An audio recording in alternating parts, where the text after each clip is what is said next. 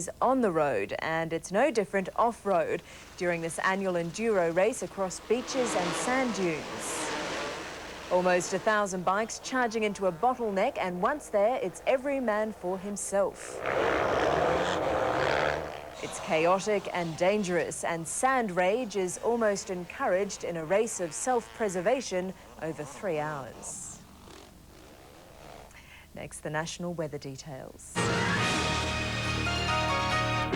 Sorry, I was a medic, not a vet.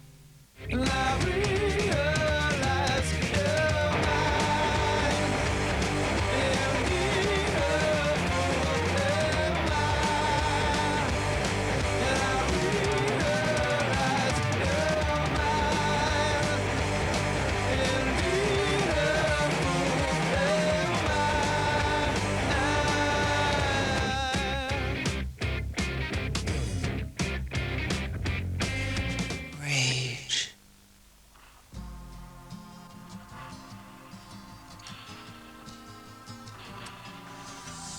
I like a lot of booty that's big and plenty. Girl, you know